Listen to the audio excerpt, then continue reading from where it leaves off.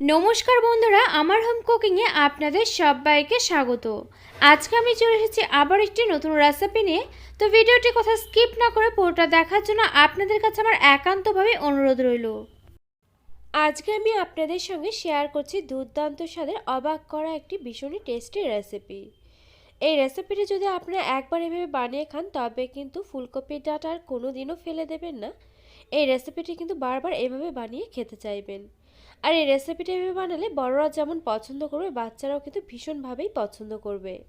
তো এই রেসিপিটি বানানোর জন্য দেখুন, একটি বড় সাইজের ফুলকপি থেকে আমি সমস্ত ডাঁটাগুলোকেই নিয়ে নিয়েছি। এখন আমি এই ডাঁটাগুলোকে একটি গ্রেটারের সাহায্যে খুব ভালোভাবে গ্রেট করে নিচ্ছি।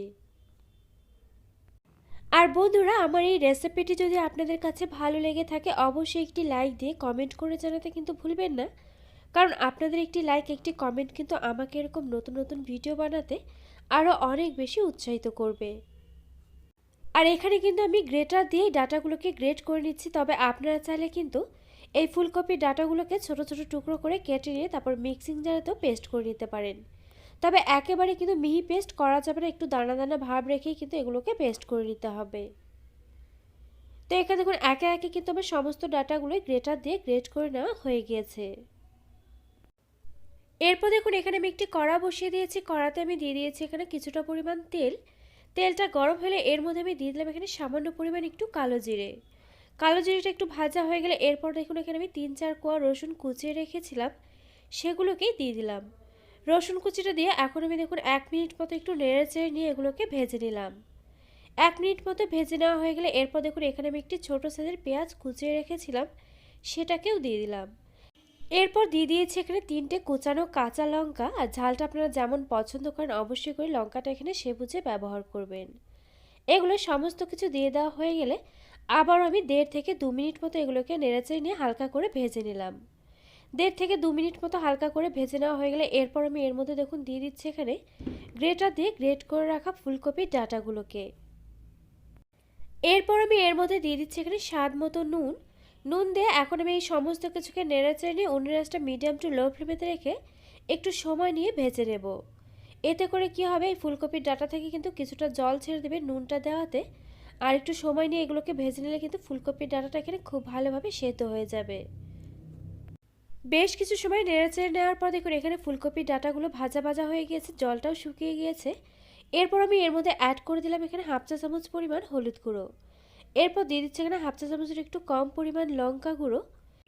এরপর আমি এর মধ্যে দেখুন দিয়ে দিচ্ছি এখানে কিছুটা পরিমাণ আলু সেদ্ধ।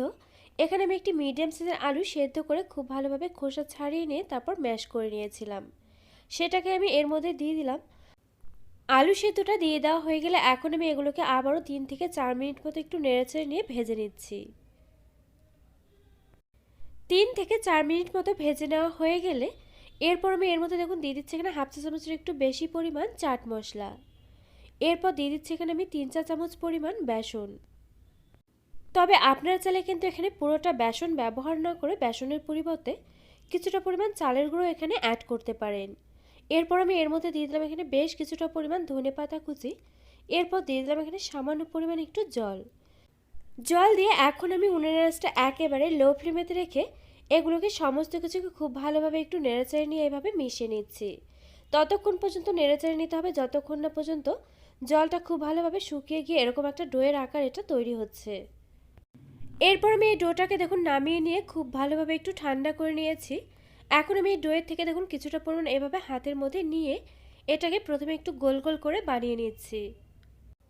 এভাবে গোল করে বানিয়ে নিয়ে তারপর দেখুন একটু এভাবে হাত দিয়ে চ্যাপটা করে নিচ্ছি। খুব সহজে কিন্তু এভাবে এগুলোকে বানিয়ে নেওয়া যায়।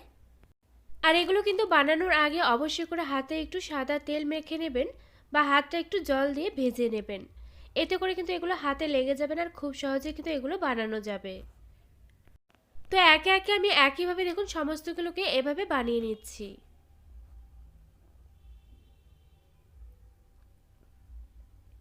তো এখানে আমার দেখুন একে একে সমস্তগুলোই বানিয়ে নেওয়া হয়ে গিয়েছে। এরপর এগুলোকে ভেজে নেওয়ার পালা।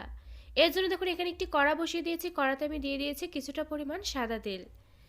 তেলটা গরম হয়ে গেলে এরপর দেখুন একে একে আমি সমস্তগুলোকে এগুলোকে তেলের মধ্যে দিয়ে দিলাম। এখন আমি একটা পাশ বেশ লালচে করে একটু ভেজে নেব। বেশ কিছু সময় হয়ে গিয়েছে, এখানে দেখুন একটা পাশ বেশ লালচে করে ভেজে নেওয়া হয়ে গিয়েছে। এখন আমি এগুলোকে উল্টে পাল্টে নিচ্ছি। উল্টে পাল্টে নিয়ে একইভাবে আমি অপর পাশটাকে খুব ভালোভাবে বেশ লালচে করে ভেজে নিচ্ছি। তো এখানে দেখুন অপর পাশটা আমার ভেজে নেওয়া হয়ে গিয়েছে। এখন আমি এগুলোকে একে একে একটি প্লেটের মধ্যে তুলে রাখছি। তো আপনারাও এরপর দিন যখন ফুলকপি বাড়িতে আসবে তার ডাঁটাগুলোকে ফেলে না দিয়ে এই পদ্ধতিতে এই রেসিপিটি একবার হলেও ট্রাই করুন। আশা করছি এই রেসিপিটি আপনাদের কাছেও খুবই ভালো লাগবে।